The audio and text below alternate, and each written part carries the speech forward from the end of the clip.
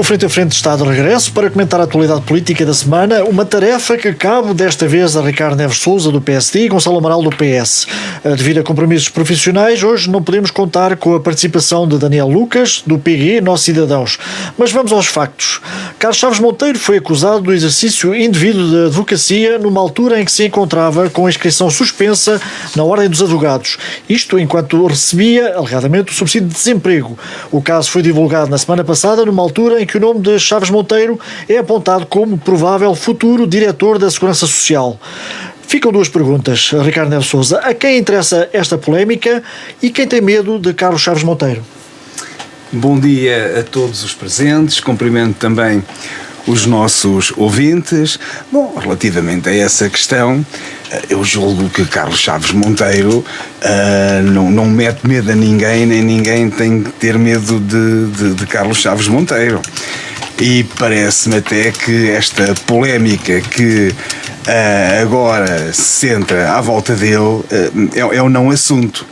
Isto porque quando tudo é escândalo, nada é verdadeiramente grave. E aquilo que se passou foi um fé-diver que só serve para, enfim, para ganhar cliques, para alguma comunicação social ter visibilidade, porque se formos a espremer é um não assunto. Ao que parece, Carlos Chaves Monteiro, após ter perdido as eleições e ter saído das funções de Presidente da Câmara, como qualquer pessoa nos seus direitos, portanto, recorreu ao Fundo de Desemprego. Entretanto, durante esse período, onde a pessoa não está impossibilitada de exercer a atividade, mas está limitada na sua execução, até porque quem está, portanto, abrangido pelo Fundo de Desemprego, há uma pequena parte que pode prestar alguns serviços, tem que ter um valor inferior ao salário mínimo. Eu agora não sei bem de cor, mas pode fazer isso. Mas nem foi esse o caso. Carlos Chaves Monteiro ajudou um amigo, ao qual fez o favor de escrever um mail e, eu presumo, por uma questão de hábito, assinou como advogado. Apenas isso, e tão só, não cobrou nada por esse ato, foi apenas uma mera ajuda e, portanto, agora vem-se dizer que inclusivamente terá até praticado procuradoria ilícita e que violou a lei porque, estando ele suspenso da Ordem dos Advogados e que não podia exercer atividade. Quer dizer, como mandou um mail a ajudar um amigo, cria-se toda esta celeuma à volta da pessoa. Assim, uma imprensa livre, de facto, é essencial, mas uma imprensa responsável, essa sim é indispensável. E depois, quem lança este caso ou quem o faz chegar à comunicação social pensando que com isso mancharia o caráter e a honra de Carlos Chaves Monteiro, julgo eu que teve, enfim, uma surpresa muito grande, porque julgo que teve o efeito contrário. Porque vamos lá ver uma coisa, se efetivamente fosse um caso grave em que a pessoa fosse acusada de corrupção ou que houvesse indícios de corrupção ou de uma prática danosa, enfim, aí poderia ser escalpelizado e podia depois ter o seu seguimento judicial.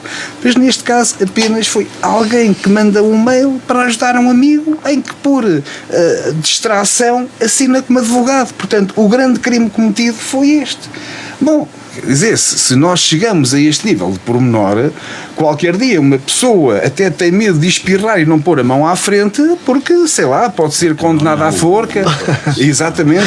Não. Quer dizer, é que estamos a chegar a um ponto que uma pessoa não pode fazer nada que é logo acusada de alguma coisa grave.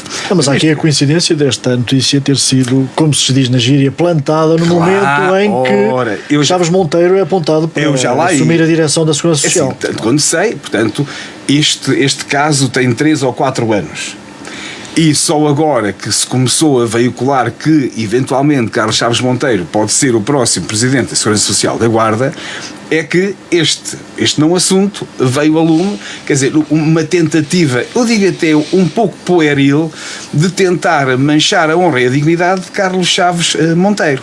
E acho eu, continuando agora aquilo que eu estava a dizer, que julgo que até teve um efeito contrário, porque se até havia pessoas que podiam gostar mais ou gostar menos de Carlos Chaves Monteiro, com este caso eu vi muitas pessoas que publicamente se manifestaram a favor de Carlos Chaves Monteiro, apesar de serem adversários políticos.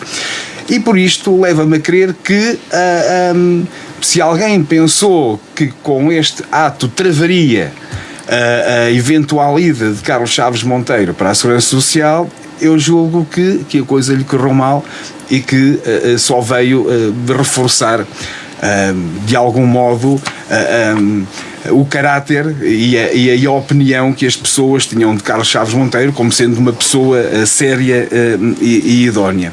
Portanto, e acho que deixo aqui uma chamada de atenção, quer dizer, nós já estamos tão fragilizados ao nível da nossa classe política em que as pessoas não querem ir para os lugares políticos porque sujeitam-se muitas vezes a este achincalho público. E se nós continuamos a alimentar estas práticas, se hoje já são poucas as pessoas ou não serão os melhores que muitas vezes são escolhidos para os lugares, não estou a dizer que seja este o caso, mas por regra já temos esta dificuldade na escolha de pessoas competentes e com saber para determinados lugares, quer dizer, se nós continuamos a alimentar este achincalho público, qualquer dia ninguém ou apenas os muito maus se põe na linha da frente para isto. Portanto, ninguém no seu perfeito juízo se sujeita a este nível de achincalhe por meia dúzia de tostões ou por um lugar com um poder efêmero. Por isso, acho que nós deveríamos repensar muito bem este tipo de notícias, este tipo de ditos e contos que não ajudam a democracia, dão cabo da vida das pessoas e, quer dizer, espremido não dá nada. Gonçalo. Bom dia, Luís, bom dia, Ricardo, todos os técnicos jornalistas de altitude e a todos os nossos ouvintes. Efetivamente, eu também tenho que mostrar aqui um pouco a minha indignação com este tipo de atitudes. Cada vez mais isto tem sido prática assídua e relevante na política. Como o Ricardo já disse aqui também, portanto, este caso já se passou há 4 anos ou mais. Não é? Alguém guardou, efetivamente, este facto para poder usar como arma de arremesso um dia mais tarde. E o dia mais tarde é, efetivamente, agora que Carlos Chaves Monteiro realmente está, tudo indica na calha para ser indicado o novo diretor regional da Segurança Social. Ora, isto, como se costuma dizer, quando Pedro fala de Paulo, sabemos mais de Pedro do que de Paulo. E efetivamente o caso tem que estar relacionado, porque caso o caso não estivesse, já teríamos sabido isto, já teria havido a praça pública quando Carlos Chaves Monteiro, há meio ano atrás, foi candidato à presidência da Guarda nas eleições autárquicas, não é? Portanto, alguém guardou e achou que este seria o momento mais conveniente para si para poder lançar este tipo de suspeita. É claro que, pelos vistos, e tendo em consideração a defesa pública que Carlos Chaves Monteiro faz, nomeadamente no Facebook, foi para onde eu tive acesso a essa defesa em primeira mão, o caso parece-me, tomando por verdade os factos como ele os relata, parece-me algo completamente irrisório. E nesse aspecto Carlos Chaves Monteiro estará, penso eu, de consciência tranquila. É claro que penso eu que o caso terá que é assim, a queixa, não sei se foi feita a queixa ao Ministério Público, se foi feita a queixa à Ordem dos Advogados, quais é que são os trâmites que vai seguir, de certeza que ficará esclarecida muito rapidamente, mas efetivamente há uma tentativa aqui de denegrir a imagem de um político que está efetivamente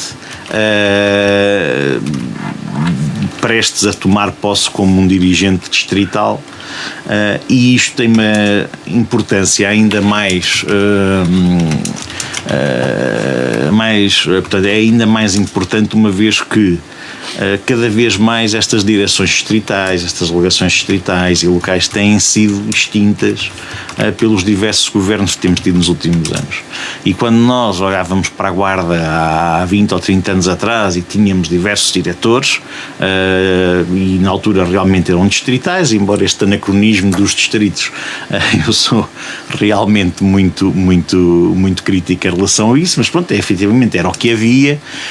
Neste momento este é quase o último que sobra, pelo menos daqueles clássicos que havia antigamente. Instituto Português da Juventude, o do IFP também acaba por ter alterações grandes a nível do concurso, embora ainda exista, mas já é diferente.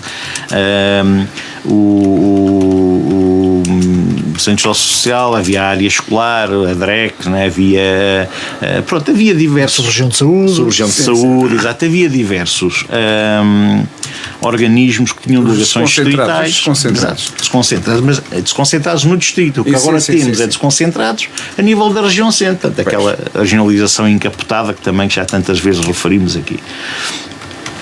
Efetivamente, isto começa a ser o hábito, e acho que até as próprias pessoas já começam a deixar de dar relevância. Embora, lá está, isto voltamos a falar, isto é terreno fértil para certas correntes de opinião que favorecem determinados partidos de uma determinada corrente política de extrema-direita, ou de direita radical, se quiserem, pronto, tem terreno fértil aqui, porque é mais uma suspeição. E a questão é assim: a notícia sai e muita gente dá conta dela, a defesa é feita, já menos gente dá conta dela, e no dia que esta situação for esclarecida, ainda menos gente se calhar dará conta ou dará relevância.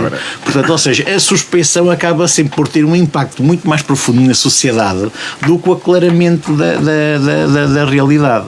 Pronto, portanto, eu realmente não quero falar muito mais disto, não estou aqui a fazer uma defesa pessoal, nem nada do género, acho que nem precisaria, né, de Carlos Chaves Monteiro, embora seja uma pessoa que tenha apreço político e pessoal, uma pessoa muito correta, embora não seja do meu partido. Mas efetivamente, pronto, a minha pergunta é: quando falamos deste assunto, eu acho que isto está esclarecido e está ultrapassado, e não vejo. Eu já vi governantes a nomearem diretores com suspeitas tão maiores, né, e tão fundadas, e com casos mesmo firmes, né, e não foi por isso que deixaram de ser nomeados. Portanto, não seria como uma ninharia destas que Carlos Chaves Monteiro deixaria de ser nomeado. Isto provavelmente será um assunto daqui para a frente. Pronto, eu gostava de saber qual é que vai ser o futuro da freguesia da Guarda.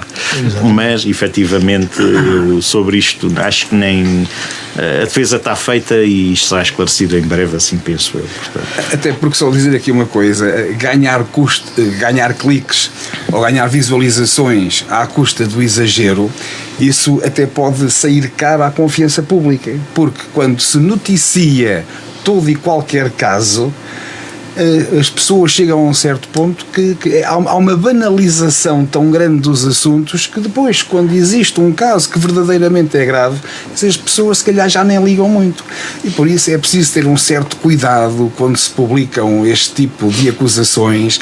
É preciso medir efetivamente o peso dessas situações, quer dizer, para não manchar a reputação das pessoas e para não criar falsas percepções na opinião pública, que depois fazem escola e podem ter amplificações muito maiores. Sim, Ricardo, mas este caso também não foi propriamente manchete, né? Ou seja, eu compreendo que a comunicação social não possa deixar passar em claro. Gonçalo, eu vi em pelo menos 2 jornais de grande tiragem nacional, designadamente no Observador e no Correio da Manhã. Não sei se houve mais algum, mas eu, pelo menos nestes 2 jornais de difusão nacional, apareceu o caso. Mas... E para além das redes sociais, quer dizer que hoje aquilo espalha notícias como a peste, não é? Claro, exato.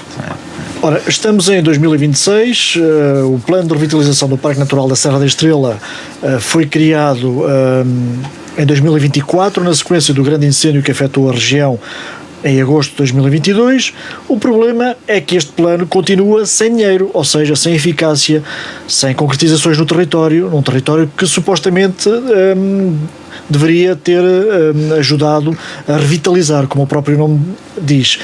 Ricardo Neves Sousa, não é tempo demais para se investir no território que foi devastado por este grande incêndio de 2022? O grande problema do Parque Natural da Serra da Estrela e de todo este território da Serra da Estrela não é a falta de planos, é sim o excesso de promessas por executar. Vejamos só isto. O Parque Natural da Serra da Estrela pertence a 2 distritos, Guarda e Castelo Branco, com a sua maior área até no distrito da Guarda. Eu tive o cuidado de ir ver... E Coimbra ainda apanha Coimbra também. Bem a Coimbra? Sim, um bocadinho. Sim, mas uma coisa... Oliveira do Hospital. Mas se nós formos ver a população, aliás, os eleitores do distrito da Guarda e de Coimbra somados dá 302.110. Para uma população eleitoral em Portugal em 2025, Guarda e Castelo Branco. Guarda e Castelo Branco, para uma população eleitoral de 10.850.615, dá que os eleitores destes 2 distritos representam 2,78% de todo o universo eleitoral em Portugal. 2,78%, nem a 3% chega. Estes 2 distritos somados elegem 7 deputados. Em 230 que existem, dá 3,04%. Isto para dizer o quê? Nós não temos representatividade. E se formos a fazer esta conta de uma forma mais minuciosa e somarmos só todos aqueles concelhos que fazem parte do Parque Natural da Serra da Estrela, portanto, o hiato populacional ainda é maior. Portanto, nós não temos representatividade e, como não temos representatividade, é natural não é, acontece que os nossos decisores políticos não olham para nós com o respeito que nós merecemos e que deveríamos ter. E por isso, agora vem-se falar que houve, portanto, e foi inegável que houve situações catastróficas na zona de Leiria e que há necessidade de acolher essas populações. Entretanto, já há outro plano para outra zona do país. Exatamente, com certeza que sim, e eu acho muito bem.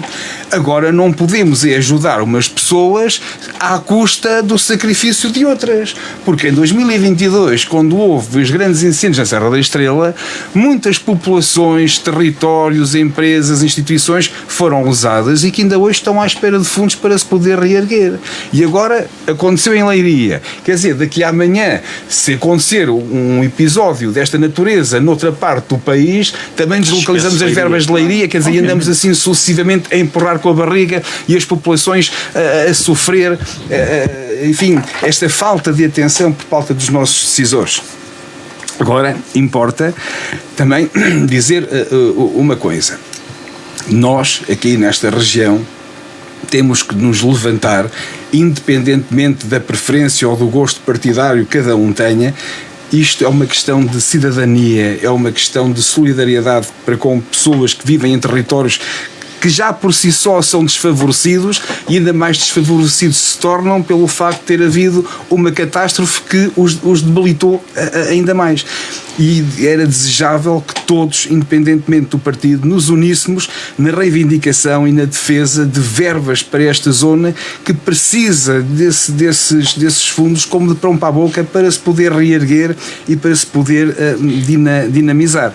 Depois também temos que ver que as regras que estão associadas a vários programas comunitários, seja o 2030, seja o PRR, que vai finalizar daqui a 4 anos, sejam outros, são regras muito burocráticas e muito apertadas.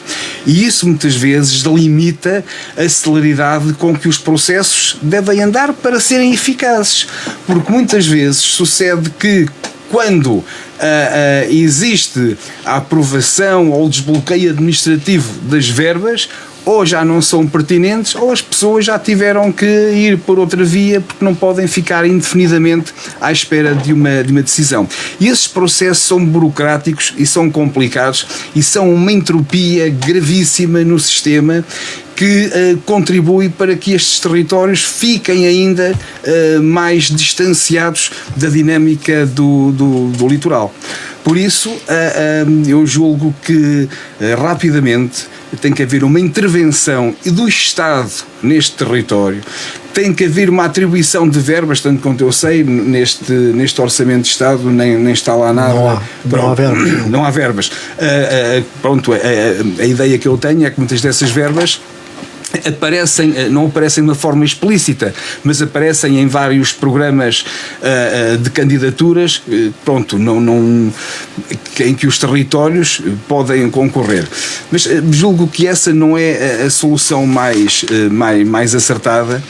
E, portanto, as populações também deveriam ser esclarecidas de outra forma, devia ser-lhes explicado aonde é que podem ocorrer, quais os tipos de programas, quais as matérias que são contempladas, quais os montantes, os prazos, portanto, haver uma informação direta às populações e haver medidas para que, de forma célere, todos esses fundos cheguem aos territórios e às entidades que deles precisam. Gonçalo, e por que não criar uma comissão como foi criada, ou uma entidade como foi criada para a zona do litoral, Leiria, Coimbra, Exato, com um dirigente encarregue de coordenar este plano? Por que não avançar para essa medida e operacionalizar o plano já com mais rigor, digamos assim? Essa medida efetivamente perdeu um bocadinho já o timing para ser tomada, mas era isso que eu ia contrapor aqui um pouco o que o Ricardo disse, porque efetivamente agora há aqui esta diferença, e se calhar e foi o erro até do governo de António Costa, do PS, quando lançou o plano de revitalização, foi não terem avançado logo com uma estrutura para o executar, efetivamente. E agora temos para estas intempéries das tempestades da Cristina e seguintes, efetivamente uma face, uma cara, por acaso uma pessoa que até nos é algo cara, que até é daqui da zona, sim, né? sim. Foi Presidente da Câmara do Fundão, Paulo Fernandes, durante vários anos e também mostrou ser um político hábil e capaz de negociar e de ir ao encontro daquilo que as populações precisavam. Portanto, eu penso que por aí terá um bocadinho mais pernas para andar do que teve o próprio plano de revitalização do Parque Natural da Serra da Estrela. Ora, qual é que é o problema aqui? O problema aqui é efetivamente este mercantilismo eleitoral que o Ricardo falou, que digamos que é bastante natural até no partido dele. Portanto, ele até falou com propriedade de conhecimento, porque é verdade isto que o Ricardo diz, a população aqui é muito pouca. E os ciclos eleitorais, cada vez até mais curtos, porque até os mandatos legislativos não têm sido terminados, não se coadunam propriamente com uma ação a médio prazo. O plano de revitalização do Parque Natural da Serra da Estrela, e eu volto a dizer que isto não é um plano de reflorestação, né? Portanto, ou seja, nós temos uma, e tal como agora também para a zona de Leiria e Coimbra, também não será, não é? Nós temos uma zona que foi devastada por uma intempérie ou por um fenómeno natural, como é um incêndio, ou vários incêndios, não é? E há um plano de medidas extra para relançar um pouco a região, porque obviamente houve negócios que foram destruídos, etc., mas esses negócios, a retoma desses negócios será feita por um mecanismo diferente, seja por seguros próprios, seja por outro tipo de apoios. Isso são apoios para repor o que estava. Estes planos vão mais além. Estes planos era para trazerem fundos para se poderem construir coisas novas, para se poder tornar a zona mais atrativa, ou seja, isto é quase aquela supercompensação de, ok, vocês agora perderam muito, então vamos tentar repor o que estava e dar ainda algo mais como compensação, até pelo todo o transtorno que foi dado. Quando se fala que, efetivamente, o plano de revitalização do Parque Natural da Serra da Estrela não tem fundos e o Primeiro-Ministro e o Ministro das Finanças acabam com alguns Rodriguinhos a dizer mas as verbas são incluídas noutras rúbricas, a verdade é que perde-se a ideia, não é? E então este mercantilismo político que é pagar para ter votos, não é? Faz muito mais sentido investir nos grandes centros populacionais, nomeadamente Lisboa, Porto e um pouco no resto do litoral. Há muito mais gente, onde se calhar investir 1 milhão de euros dará um retorno de mera especulação de 150 ou 200 mil votos. Aqui, se investir 1 milhão de euros, dará um retorno de 1.000 ou 2.000 votos. Não é? É completamente diferente para quem governa e se quer perpetuar no bom sentido da palavra, mas, ou seja, aumentar o seu tempo como governante. Agora, é claro, é assim, o PSD, uma vez mais, veio mostrar que, passa a expressão, está-se a marimbar para o interior. É mesmo assim. O PSD não tem políticas de coesão, o PSD nunca se preocupou em fazer realmente investimento em zonas de fraca densidade populacional, e o país vai ficando desequilibrado, cada vez mais desequilibrado. O PS, por outro lado, podemos dizer, também fica muito aquém do que seria desejado, poderia ficar, mas ainda as poucas coisas que vamos vendo ainda são realmente trazidas por governos do Partido Socialista. Agora, qual é que vai ser a solução para o plano de revitalização do Parque Natural da Serra da Estrela? Neste momento já vai ser complicada, porque já passou muito tempo realmente desde que lá está, já veio uma nova catástrofe, não é? Como já referimos, que traz estas atenções, e hoje em dia nós temos esta liquidez de opinião em que falarmos da Christine, toda a gente se lembra do que aconteceu, porque aconteceu há uns meses. Né? Se falarmos realmente dos grandes incêndios do Parque Natural da Serra da Estrela, se calhar já há pessoas até que já confundem uns com outros, porque já não foram os primeiros, né? Ainda há 7 ou 8 anos tínhamos tido outros também bastante devastadores. Tivemos também, e para esse nem houve nada. Nós temos que nos lembrar que nessa mesma altura destes incêndios que eu estava a falar, que houve aqui no Parque Natural da Serra da Estrela, também houve toda aquela zona ali, da zona mais ocidental do distrito de Viseu e do interior do distrito de Aveiro, aquela zona de Severo do Vogo, Albergaria, etc., que foram completamente devastados também a nível dos incêndios. E para esses nem nunca se falou propriamente em nenhum tipo de compensação. E neste momento o assunto vai caindo cada vez mais no esquecimento. Não é? Quando o Ricardo faz aqui o apelo que nos deveríamos unir todos, é verdade, devíamos, mas agora já vamos atrás do prejuízo. Devíamos ter unido, era logo no primeiro momento. Devíamos era ter tido realmente essa união e essa força toda no primeiro orçamento de Estado, que não traz verbas específicas referidas como plano de revitalização do Parque Natural da Serra da Estrela, porque eu digo, quando depois se divide pelas várias rubricas do Orçamento de Estado, acaba por se perder um pouco a noção do que é que está, do que é que se fez, do que é que foi abandonado. De maneira que é assim, temos que continuar a lutar, temos que reivindicar, mas eu vejo este processo... É cada vez mais uma miragem. Entretanto, eu penso que sim. Entretanto, o plano já terá sido, digamos assim, realocado ao PTRR, segundo anunciou o Sérgio Costa na Assembleia da República, onde a Associação de Municípios do Parque Natural da Serra da Estrela foi também falar sobre este tema, mas que deixou a ideia de que o plano não deve andar de plano em plano. Perdoa-se a repetição, mas deve ser concretizado. O PTRR acho que é mais uma medida de marketing do governo, que o governo conseguiu inventar agora durante estes meses difíceis das tempestades, que também é algo que não sabemos muito bem, também claramente.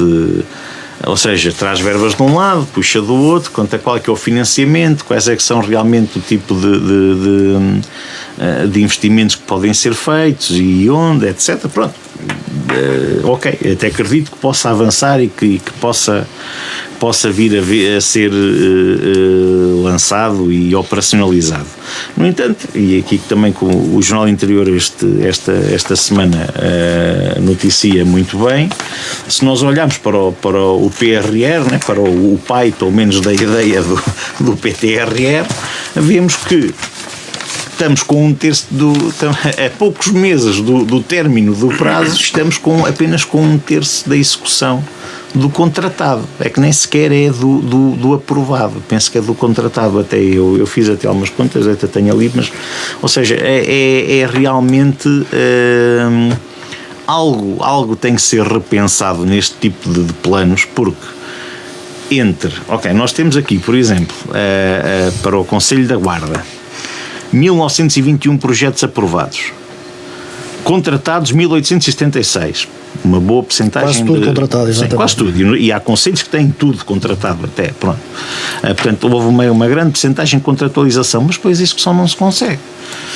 E então, acho que se tem que analisar. Pois é isso, eu também não tenho as ferramentas adequadas. Eu gostava de saber, gostava que realmente as instituições que controlam esse tipo de investimentos e os próprios ministérios nos seus diversos serviços fizessem realmente um estudo e chegassem à conclusão do porque é que não se executa mais, e se não se executa mais por esta e aquela razão, o que é que podemos fazer para que se venha realmente a executar mais. Pronto. E isso é que realmente devia ser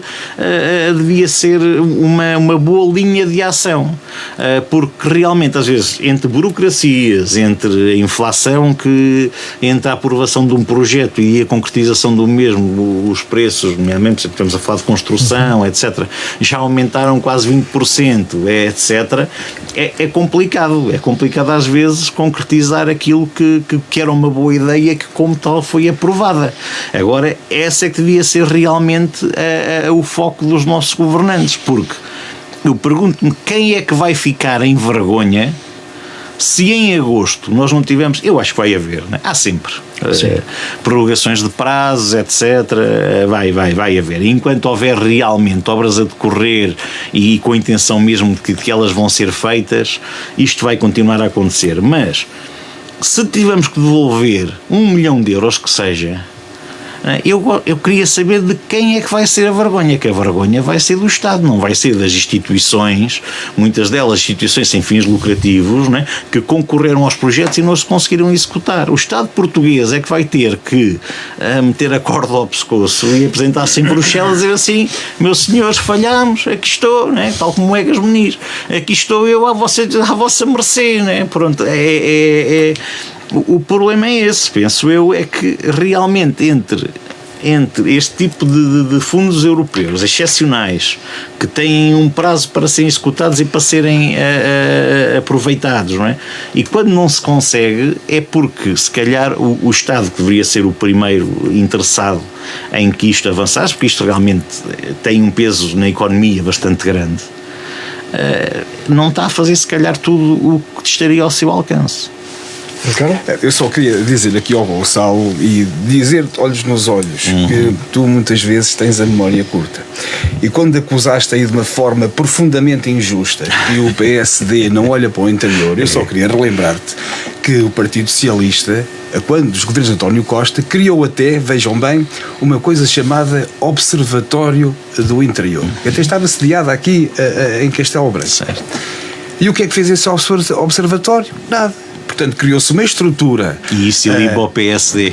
Já lá vamos. Criou uma estrutura para, enfim, pagar às suas clientelas, com a capa de que iam transformar o território, e criaram esta esperança nas pessoas, e depois, vai-se ver, não se fez nada. Defraudaram essa expectativa. Agora, uma coisa também é certa. Tanto o PS como o PSD, os governos por lá passaram, não olharam com a devida atenção para estes territórios. Nenhum deles olhou com a devida atenção. E por isso é que nestas questões que têm a ver com a nossa região, eu acho que aí a parte político-clubística, chamemos-lhe assim, tem que ficar arredada. Mas não fica. Porque os governos passam e os problemas permanecem.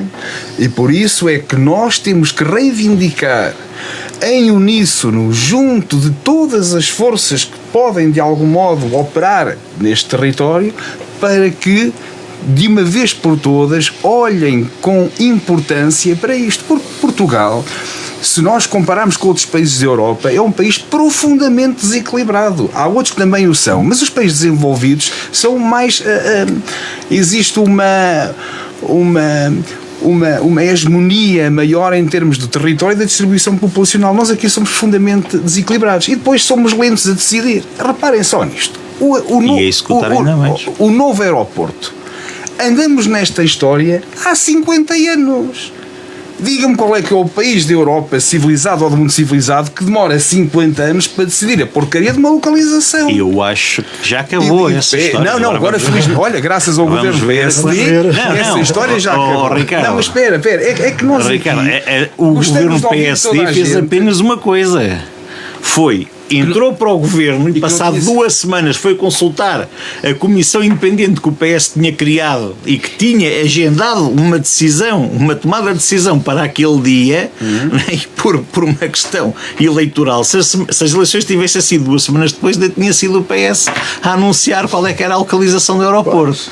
Não é? Portanto, isso também vamos lá, o seu a seu dono. Não é? Mas é o que é. O seu vamos a lá seu ver uma dono. coisa. Quem corta a fita é quem inaugura a obra. Muitas vezes não é quem a promoveu ou quem a executou. As coisas mas atenção, ainda não está nada inaugurado. Gonçalo, nem prestes a inaugurar. Seja como for, há aqui uma evolução. Pelo menos sabemos que existe um lugar. Agora, resta saber é quanto tempo é que demora até começarem a edificar as obras. Mas isto é cultural, nós demoramos muito a decidir e depois tudo é problema.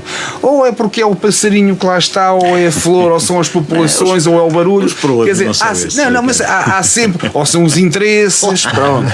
Há sempre um conjunto de problemas que atrasa o desenvolvimento do país, porque isto é crónico e é cultural, e enquanto nós não combatermos isso, muito difícil será, enfim, chegarmos a bom porto. Gonçalo, o Governo celebrou na última semana 2 anos de governação, o governo da AD, obviamente, os ministros do governo andaram pelo país a fazer esse balanço. Na Guarda esteve a Ministra da Saúde, Ana Paula Martins. Qual é o seu balanço deste governo? Em primeiro lugar, realmente é difícil, até o Luís hesitou ali, usou 2 palavras, porque realmente comemorar e celebrar é quando acontecem coisas boas, não é? Quando há algo para realmente comemorar e celebrar. E eles, efetivamente, a única coisa que têm para comemorar e celebrar é terem-se aguentado tanto tempo. É isso, acho que a celebração do governo é essa, é o que têm para comemorar, é isso, porque efetivamente a minha e agora, olha, o Ricardo ainda acabou de falar nisso, não é? É quem inaugura, é quem está no governo, é no momento da inauguração, é que acaba por meter um nome na placa, não é? Tudo bem, eu até dou isso de barato, mas efetivamente um governo que em 2 anos e já ainda com o anterior, né, que se apresentou a eleições a tentar convencer as pessoas que em 30 ou em 60 dias tinham os grandes problemas do país resolvidos, é entristecedor ver que efetivamente todas essas ações que o governo disse que ia fazer continuam a ir, os setores continuam a ir de mal a pior. Estamos a falar efetivamente 2 dos maiores problemas que Portugal tem nos últimos anos, alguns deles crónicos, que dizem respeito à saúde e à habitação. A saúde e a habitação, a saúde continuamos, podem dizer porque vêm os imigrantes, esses malvados, a fazer o trabalho que nós não queremos e que depois ocupam os centros de saúde, etc. Podem, e não há médicos de família, podem dizer que é porque outra razão qualquer, agora nem vem à cabeça mais, é porque é crise que os materiais de construção estão cada vez mais caros. Não. A verdade é esta. Há 2 coisas que eu vejo. É a saúde a piorar cada vez mais, listas de espera a aumentar, os médicos de família que iam resolverem, já nem me lembro em quanto tempo, aí já era um prazo um bocadinho maior, mas era em meio ano ou 1 ano, que iam resolver o problema dos médicos de família, não resolveram nada, e a gente sabe o que é que eles pretendiam resolver isto, não é? Mas é a habitação que está cada vez pior, continuamos a ser os líderes quase europeus, está ali no topo, aí como se fosse motivo de orgulho, só que neste caso não é. Nós somos realmente o país na Europa que o custo da habitação mais sobe e não conseguem fazer uma única medida que consiga contrariar isto. depois o que é que conseguem? O que conseguem é coisas que não prometeram, obviamente, nas eleições. Tentar negociar um pacote laboral que vem a tentar bastante contra alguns direitos que tanto custaram a adquirir a quem? Às pessoas aos níveis mais baixos. Vêm com medidas de poeira para os olhos, isto para mim é poeira para os olhos, com questões de obtenção de nacionalidade, de mudança de género, etc. Estas questões que nós também sabemos por onde é que de quem é que também são terreno fértil para crescimento, para efetivamente distrair as pessoas realmente do essencial que está a acontecer. Agora, quando a ministra que tem sido, se calhar, unanimemente indicada como a pior ministra do governo, vem à Guarda vangloriar-se porque efetivamente o PS decidiu fazer aqui um investimento, quando o PSD tentou de todas as maneiras, mais algumas, travar o hospital, fechar maternidades aqui no interior, etc. E ela vem vangloriar-se da grande obra que foi feita no Hospital da Guarda nos últimos anos, que nunca teria sido feita, eu não digo por ela, mas se fosse o PSD a ter essa decisão, eu para mim acho que isso não há nada a celebrar. E agora aqui sim, Ricardo, voltamos a falar do tal mercantilismo eleitoral. A Ministra da Saúde foi enviada para a Guarda, se calhar porque era um dos poucos sítios onde tinha alguma coisa de bom para mostrar. Não foi enviada para o Centro de Saúde da Galva Cacém ou de qualquer zona das áreas metropolitanas de Lisboa e Porto, onde realmente há problemas. Embora ela até me parece possa nem ser má pessoa, até me parece, se calhar a nível humano ela até, embora tenha sido uma péssima ministra até aqui, e não vejo grandes maneiras de dar a volta, mas como pessoa até parece uma pessoa, porque acaba por muitas vezes por ser sincera e em desbenefício dela própria e do governo que a meteu como ministra, acaba por dar o braço a torcer em muitas situações. Agora, efetivamente, ela foi enviada para cá porque ali fica um bocadinho mais esquecidinha, mais longe da ribalta. Vamos enviar outros ministros onde tenhamos mais qualquer coisinha palpável para mostrar, para sítios um bocadinho mais mediáticos. O que aconteceu isso agora? Para celebrar é o que eu digo. A única coisa que este governo tem para celebrar é efetivamente ter-se aguentado 2 anos. Ricardo. Eu compreendo que o Gonçalo ainda doa terem uma maioria absoluta e perdê-la e deixá-la fugir por entre os dedos. Numa decisão completamente errada, que é uma nódoa negra do último presidente da República. A psicologia explica isto. Se calhar, quando a dor é muito grande, uma forma de tentar minimizar é exterior esse sofrimento projetando nos outros ou criticando os outros. Portanto, eu não te levo a mal porque eu compreendo esse estado de espírito. Não projetei para ninguém. No entanto, eu acho que estes 2 anos do governo PSD eu vejo de uma forma positiva, vejo que foi um mandato bastante positivo, desde já ao nível da economia das finanças públicas, em que há uma trajetória de equilíbrio orçamental, onde até há um excedente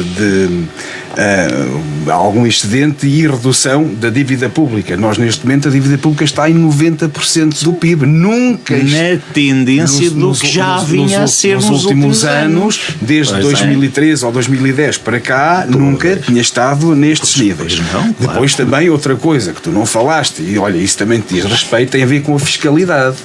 Pela primeira vez nesses últimos governos, o governo da AD não aumentou um único imposto, não aumentou um único imposto. Já falamos disso a seguir. E eventualmente até terá havido reduções. Houve até descidas de IRS, designadamente ao nível da atualização dos escalões e reduções adicionais.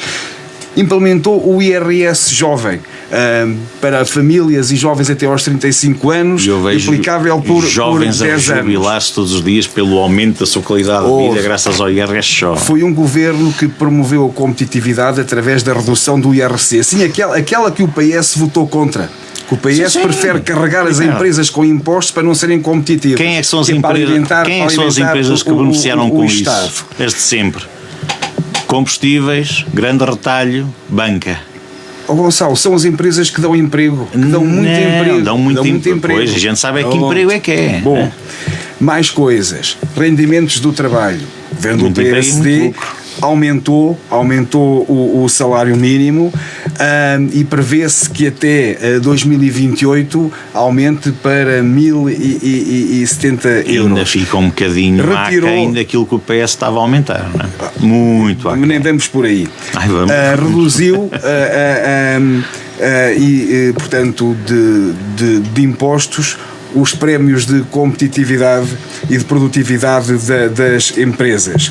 Na proteção social, suplementos extraordinários para pensões, o complemento solidários para idosos, o IAS que foi atualizado, o IAS que é o indexante de apoio social, em relação ao qual muitas coisas são feitas, portanto aumentou o IA. Na habitação, obviamente que ainda há aqui muitas dificuldades, portanto a estratégia é construir Portugal, 30 medidas focadas no aumento da oferta, em que se pretende lançar 25 mil casas para o mercado. A revisão da lei dos solos, que é importantíssimo para aumentar a área de construção e a área de expansão urbanística. Os jovens e a fiscalidade com a isenção do IMT e do imposto de selo. E outra importantíssima, a redução de 23 para 6 no IVA dos materiais de construção. Para reabilitação urbana, quando até aqui só era permitido àquelas que estavam dentro da ARU, da área de reabilitação urbana. Há mais estabilidade a nível escolar, portanto as políticas são mais consentâneas, não há uma dispersão política como havia no tempo do PS, em que as medidas eram lançadas a vulso. Eu não acredito que consegues dizer isso, Ricardo. Não consigo, porque é verdade, do ponto de vista da credibilidade externa. Portugal, como tem as contas equilibradas, sim, é mais propícia ao investimento estrangeiro e os nossos ratings têm consistentemente estando a aumentar a nível mundial. Portanto, o problema é que durante os governos do PS aumentaram a um ritmo muitíssimo superior do que estão a aumentar agora. O governo nas contas não tem apresentado saldos positivos? Tem. 10 vezes inferiores àqueles que o PS apresentou. Mesmo em gestão de crises, como foi até o caso do Covid. Mas responde-me só aqui uma pergunta. Então, mas o PS foi tão bom, fez tanto bem ao país, consegue feitos super-humanos, então porquê é que não ganharam as eleições? Porquê não ganharam as eleições por uma razão muito simples. Não acreditaram no PS? Ricardo, é isso mesmo, não acreditaram. Não, os portugueses não acreditaram. Os portugueses não acreditaram, o PS não conseguiu passar a sua mensagem. Uma coisa não está relacionada com a outra. Nós temos que ver é que as crises que nós agora temos a enfrentar, o PS teve as iguais e piores. De subidas de inflação, de subidas de combustíveis, crise do Covid, catástrofes internas de incêndios, etc. O PS passou por elas.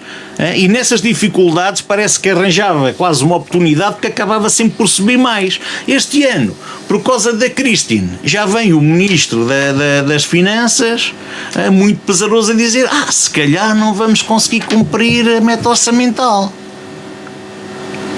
Alguma vez ouviste o António Costa aos seus ministros das Finanças virem-se a queixar: agora aconteceu aqui isto e já não vamos conseguir? Ouviste alguém queixar-se por causa da Covid ou diz que não, enfrentava-se o problema como havia e agora a seguir vamos recuperar? E recuperou-se a um ritmo muito superior até ao europeu e ao esperado até cá em Portugal. As previsões do PS eram sempre mais baixas do que os resultados que vinham a apresentar-se depois. O mesmo aconteceu ao PSD, e queres que eu te diga, que as previsões de Banco de Portugal são sempre, e dos INES são sempre muito mais baixas do que aquelas que na prática acontecem. Queres que eu te diga o que é que aconteceu efetivamente quando o PS começou, quando a economia, por estar a ser relançada, dava aso a que houvesse uma coleta muito maior dos impostos, mesmo reduzindo, porque o PS também reduziu muitos impostos. Agora a verdade é que o PSD achou sempre por bem fazer o discurso do género: vamos esquecer que os impostos estão a baixar, vamos esquecer que o IRS baixou, que esse é o que conta no bolso das pessoas. É o IRS, estás a falar de IRC, e a gente sabe quem é que beneficia realmente da taxa máxima de IRC. São empresas que depois chegam ao final e apresentam lucros astronómicos. Ok? São essas é que beneficiam realmente da taxa do IRC. Porque as pequenas empresas familiares, empresas locais, essas aí até têm taxas reduzidas, etc. E sabes isso melhor do que eu. Não é? Portanto, quando vejo com essas medidas todas, um relambório de medidas que parece que foi uma coisa fabulosa, a verdade é que essas medidas deram zero. Resultado, zero. Não há nada em que digamos assim. Houve aqui uma intervenção concreta. Tu vês-me a falar da habitação, vês-me a falar das promessas como se fossem concretizações. O que tu tens aí são promessas. Concretização zero, Ricardo. Não há incentivo do Estado à construção, não há medidas para calcular os preços. Sabes o que é que os governos de índole liberal têm feito pela Europa fora? Sabes o que é? Queres que eu te diga o que é que é? Diz lá. Controle das rendas, dos aumentos das rendas, investimento público na construção, coisas que nós, e gostamos muito de falar, os partidos, a centro da Europa, que são governados por partidos liberais, direita, centro-direita, etc. Esses é que sabem, esse é o que estão a fazer. Sabes o que é que o primeiro-ministro recém-eleito na Holanda, que é de centro-direita, liberal, de inspiração liberal, está a fazer por causa da habitação? Já falámos aqui dessas medidas, já estão em vigor, já estão a andar. Controle das rendas, criação de 10 novas cidades para a construção de 300 mil fogos, coisas assim, isso é que são medidas. Agora tu vês-me aqui com coisinhas, mexemos aqui uns pozinhos no imposto, baixamos ali mais uma décimazinha ali, e o IRS jovem, eu vejo aí jovens a verem a sua vida, a dizer assim, agora para o IRS jovem, deixa-me já comprar uma casa, estou a morar num T2, já tenho 2 filhos, deixa-me comprar pelo menos um T3, é logo. Está os problemas todos resolvidos, Ricardo. Ricardo, a verdade é esta, é zero, Ricardo. Zero. E depois, quem beneficia com a maioria das medidas que tu disseste aí são empresas como, por exemplo, agora, e eu já ia falar isto a seguir, as petrolíferas, em que o barril do petróleo na semana passada baixou 15%, se baixássemos 15% no preço, seja do gasóleo e da gasolina, eram 30 e poucos cêntimos, e tu sabes quanto é que hoje baixaram. Não sabes quanto é que baixaram. E o que é que o governo faz a isso? Boquinha calada. Já nem falo na redução do IVA e do ISP como deve ser, como foi feito noutros países, como por exemplo aqui, ao lado dos nossos hermanos. A verdade é que as medidas do governo do PSD é uma gestão quase diária do deixa andar, fazemos aqui uma propagandazinha, fazemos até um vídeo para o TikTok, depois até, olha, que o mal tiveram que tirar. Isto tem sido 2 anos de governação do PSD, Ricardo. Investimento zero, medidas zero e algumas que ainda vão sendo feitas, que têm efetivamente algum resultado. É para beneficiar, e agora vais dizer que tenho aqui o cartão a saltar, é para beneficiar os grandes interesses instalados e o grande capital. É o grande capital. E é verdade, quando tu dizes assim, quando tu dizes essas empresas que geram muitos empregos, não são as que geram muitos empregos. Sabes o que é? São as que matam pequenas empresas que têm empregos melhores do que aqueles que eles dão. São empresas que quando chegam ao final do ano, Ricardo, não dizem assim, nós estamos muito mal este ano, tivemos prejuízo. Diz-me lá qual é que foi a última grande empresa em Portugal que deu prejuízo, tirando a TAP. Ou diz-me uma. Ui. Diz-me lá uma. Foi quem? Foi a Soares da Costa, a Sonai, a Petrogal já não existe a Galp. Qual é que foi? Diz-me a sério, foi um banco? Diz-me lá a sério, qual é que foi? Qual é que foi, Ricardo? Gonçalo, eu muito sinceramente, eu entendo. É isto que me indigna, pá. Tu entendes, agora estás aí, mede aí umas palavrinhas para tentar contrariar isto. Não é contrariar, nem é preciso, estás assim. Não temos muito tempo. Não, mas estou, Ricardo, mas eu estou irritado porque estas coisas irritam-me solenemente. E tu estás a fazer o teu papel e tu até podes acreditar um bocadinho que estás a dizer. Mas sinceramente o que tu estás a fazer é tentar meter umas palavras bonitas sobre algo muito feio e muito pífio. Eu entendo que as eleições para Conselheiro do PS da Guarda estão aí. Às quais eu não vou ser candidato absolutamente. Pronto, mas olha, nada. mas parece que estás aí a posicionar para ser candidato. Não, e se fores, olha, desejo-te as maiores felicidades.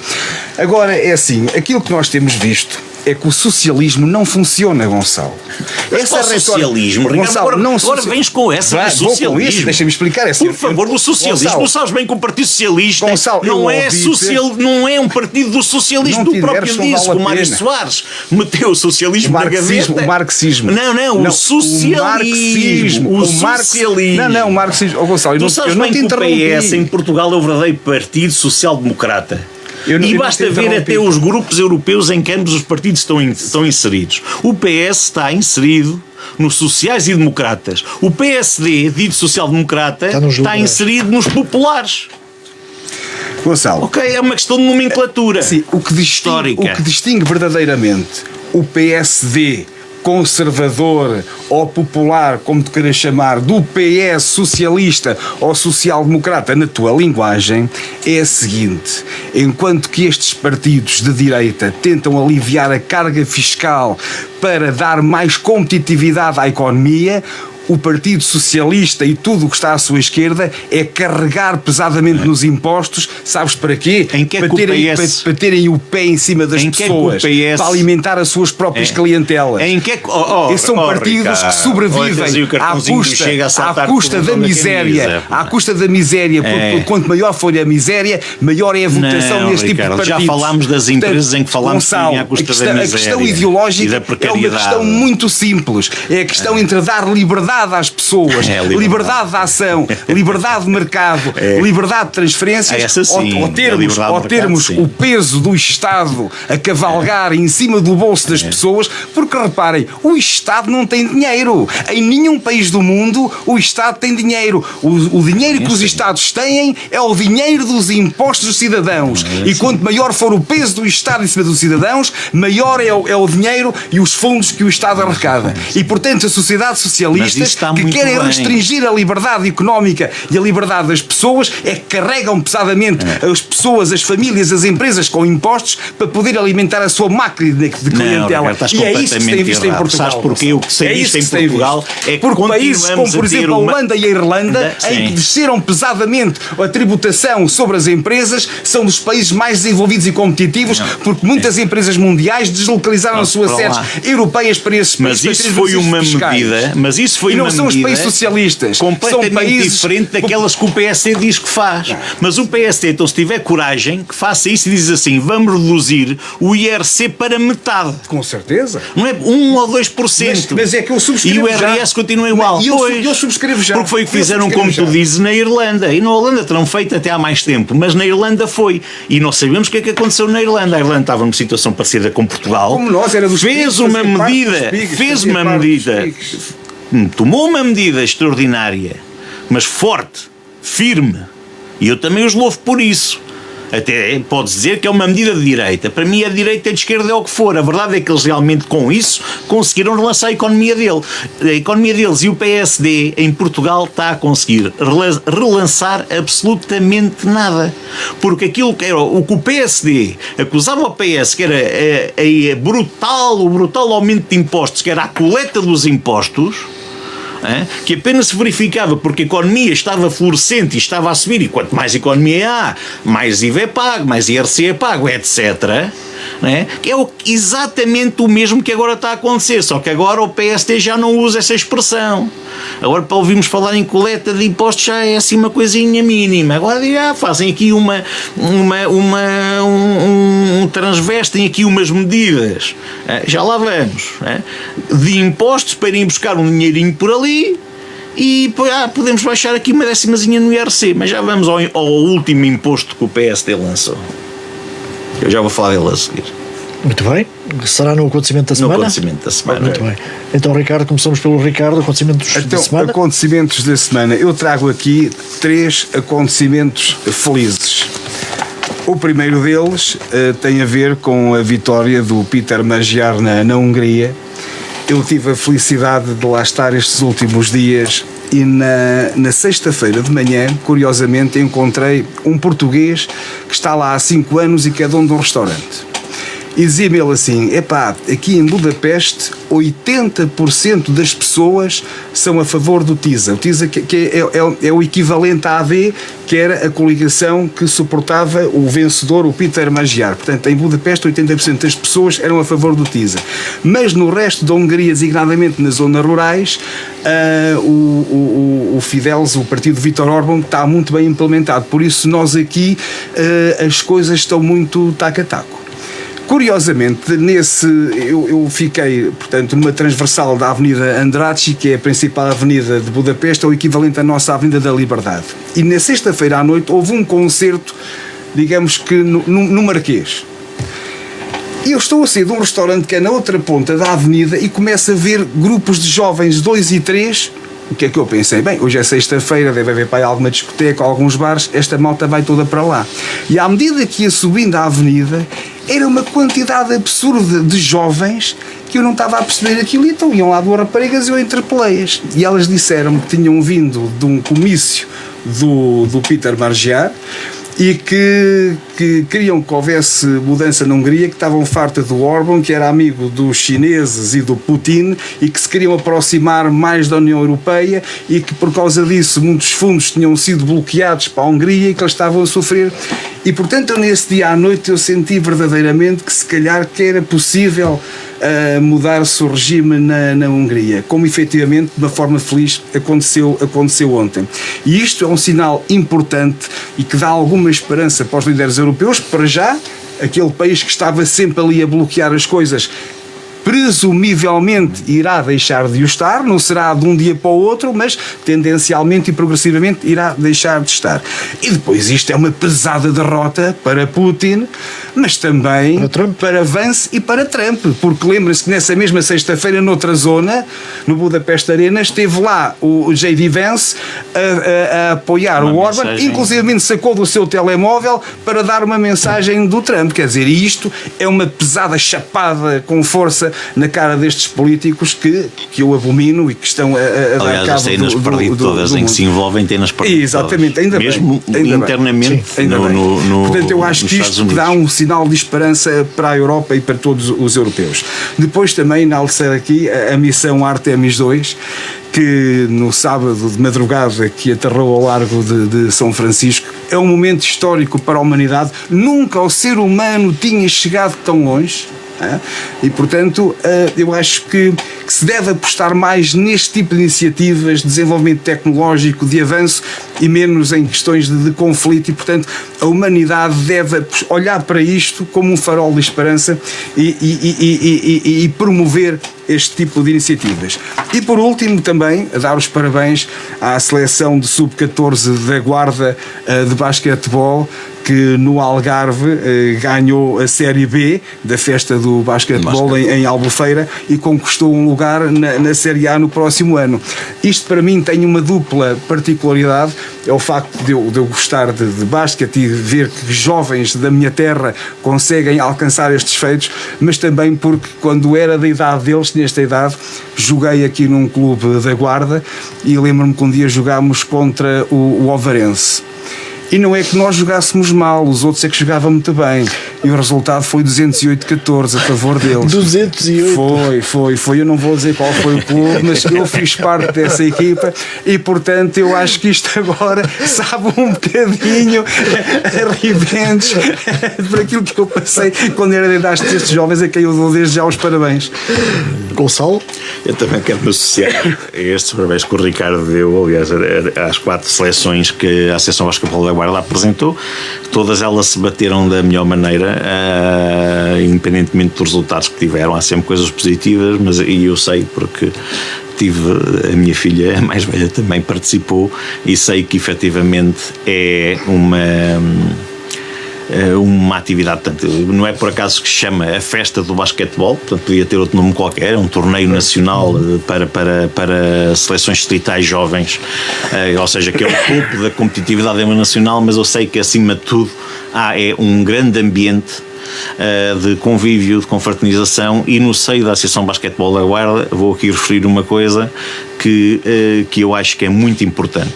Nós tivemos 48 jovens, né, das 4 seleções que foram apresentadas, que tiveram 5 dias praticamente sem telemóvel. Está dito, e acho que precisamos de mais atividades destas. Podemos voltar a esta temática dos telemóveis e dos malefícios das redes foi digitais. Foi uma medida do governo de proibir até aos 16 anos. Olha, foi uma medida do governo. Ainda temos que ir mais longe. Temos que ir mais longe. Mas foi um começo. Sim. Agora, efetivamente, também fico contente, né, do resultado da Hungria, tendo aqui um pouco de medo, embora aqui também dá-se que a Hungria efetivamente está inserida na União Europeia e se calhar as coisas também acabam por ser um bocadinho mais atenuadas neste aspecto, mas eu só tenho medo é que aconteça com Viktor Orban aquilo que aconteceu com Trump nos Estados Unidos, não é? Efetivamente ele agora perdeu, mas daqui a 4 anos volta muito pior. Foi o que aconteceu com Trump, não é? Portanto, mas eu, como a Hungria é um país que está inserido na União Europeia, penso que não vai haver... Tem um nível cultural completamente diferente dos americanos. Penso que também não vai acontecer ou não vai ser fácil manipular, como nos Estados Unidos houve muita coisa que acabou por ser manipulada a nível económico durante o mandato de Joe Biden, que fez com que também com que as pessoas dissessem, não, se calhar temos que voltar ao que estávamos antes. E aqui na Hungria eu espero bem que não aconteça, mas claro, fico sempre contente quando um líder mais radical é substituído por um mais moderado e efetivamente poderíamos ter aqui algumas situações a virem ser desbloqueadas, até na política externa europeia, como o Ricardo referenciou, nomeadamente apoio à Ucrânia, a posição perante a guerra do Médio Oriente, etc., e que o Viktor Orban estava a ser um entrave. Mas o que eu queria aqui falar é do Volta. O Volta. Eu até estou um bocadinho estupefacto. Não é nenhum partido, atenção. Não é Volta. Vamos lá. Até estou um bocadinho estupefacto não ter havido muitas reações a este tipo de iniciativa. Mas eu acho que esta iniciativa, podendo parecer muito positiva, porque obviamente vai estimular de alguma forma a reciclagem nomeadamente de embalagens plásticas e metálicas, as pessoas, quando ela estiver mesmo a funcionar a 100%, vão se achar ao engano. Porque eu lembro-me há uns tempos atrás, andavam nas redes sociais uns pequenos vídeos de um português imigrante, penso que na Alemanha, em que já havia, pelo menos numa cadeia de supermercados, esse tal retorno ou a tal recompensa pela reciclagem de determinados vasilhames. E nós vimos o rapaz a chegar ao pé de uma máquina, ter uma garrafinha, mais umas latas, não sei o quê, no final saiu o talãozinho e apresentava, não sei o quê, não sei quanto lucro que agora posso gastar nas compras. E parecia realmente uma coisa muito boa. Agora, isso é que eu não sei, que ainda não consegui também apurar, é se na Alemanha, quando compraram aquelas latas, aquelas garrafas, já tinham pago os 10 cêntimos que nós vamos começar a pagar agora. E mesmo que o fizessem, tenho a certeza que na Alemanha, quando esta medida foi implementada, e noutros países da Europa, até porque isto é uma prerrogativa europeia e é a União Europeia uma vez mais a meter o que é mais superficial à frente daquilo que é mais essencial, a União Europeia a tentar fazer com que os Estados-membros adotem este tipo de medidas. E nós, numa grande imbecilidade, que seja da União Europeia, seja do próprio governo português, estamos a dizer que, no momento em que os preços estão a subir da forma como estão, em que o cabaz alimentar desde o início do ano já subiu mais de 20%, em que as pessoas se queixam cada vez mais de, efetivamente, o custo de vida para o cotidiano, não é? Vamos começar a cobrar 10 cêntimos por cada embalagem de plástico e de metal, sendo que depois as pessoas têm que se dirigir a um estabelecimento comercial onde haja uma máquina deste género com as embalagens intactas, nem podem estar amachucadas, pelo visto nem podem estar amachucadas, metê-las na máquina, e a máquina então dá, daquilo que eu vi, o que eu tentei informar e tentei pesquisar, esse retorno pode ser dado em dinheiro. Mas, daquilo que eu vi, e ainda não fui a nenhuma máquina, até porque isto foi há poucos dias e não... Entrou em vigor na sexta-feira, exato, e ainda não comprei nenhuma embalagem que já viesse com o Volta, né? Portanto, só embalagens que agora comecem a ser vendidas, que trazem lá o simbolozinho do Volta, é que são outra característica, máquinas, não são todas, são algumas. Primeiro temos que pagar os 10 cêntimos para depois nos devolverem os 10 cêntimos, não é?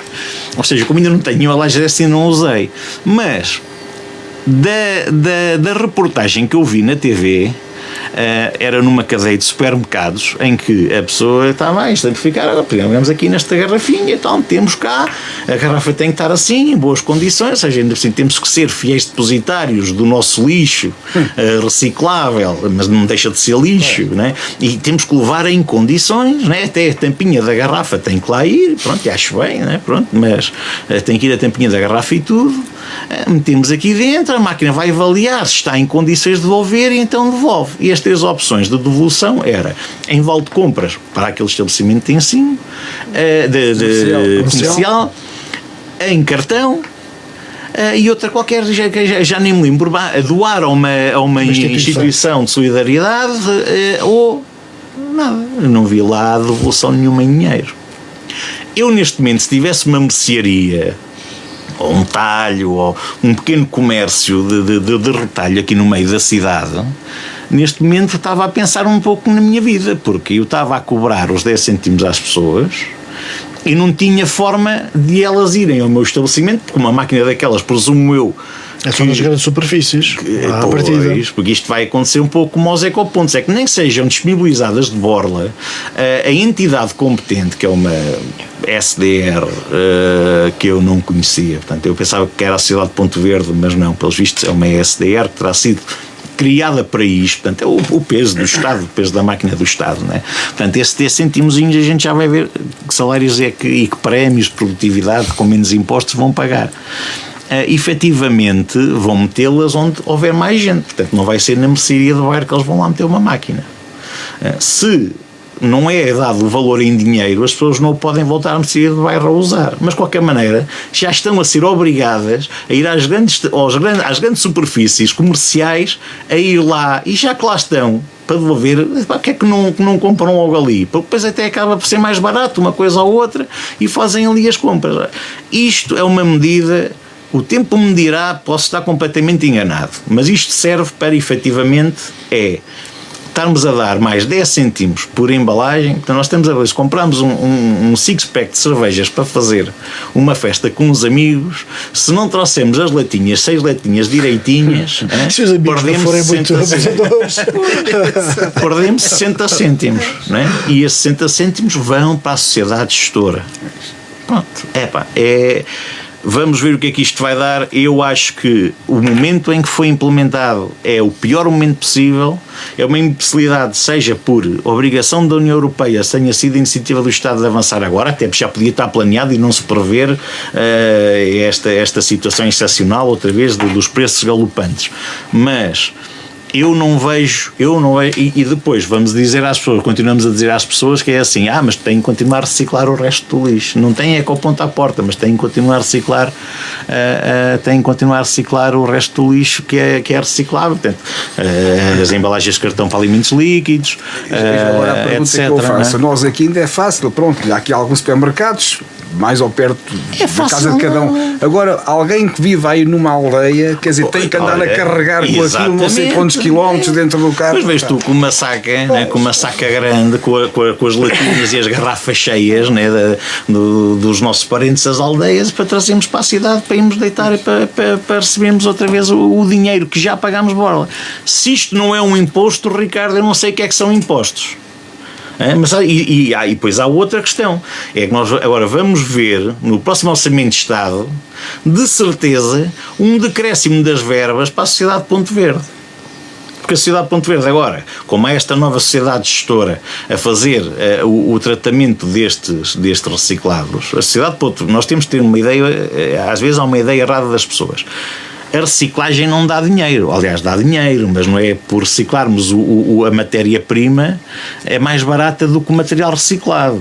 O papel reciclado é mais caro que o papel normal. Se por alguma razão ele chega ao consumidor final mais barato, é porque a Sociedade de Ponto Verde, que é uma entidade estatal, que recebe subsídios para incentivar a reciclagem, para promover o bem do ecossistema, acaba por dar benefícios para o produto reciclado ser um pouco mais barato do que o produto feito com matéria-prima original. Ou seja, agora, nós estamos todos a pagar aqui uns valentes milhares de milhões de euros, que vai ser durante o ano, para pelo menos umas centenas de milhões de euros, e o Estado o que vai fazer é baixar a dotação da verba para esse tipo de entidade, Sociedade Ponto Verde, estimas intermunicipais de gestão de resíduos, etc. Se isto não é um imposto, eu não sei o que é que um imposto é. Na pior altura, podia ser só para agravar um bocadinho mais a situação dos portugueses. Fica o alerta de Gonçalo Amaral. O Frente a Frente ter posição esta terça-feira, a partir das 2 da tarde, na Rádio Altitude. Nós estamos de regresso na próxima segunda-feira, pelas 11h30. Obrigado a Ricardo Neves Sousa e a Gonçalo Amaral. Tenham uma boa semana. Obrigado e boa semana. Boa semana para todos. Obrigado.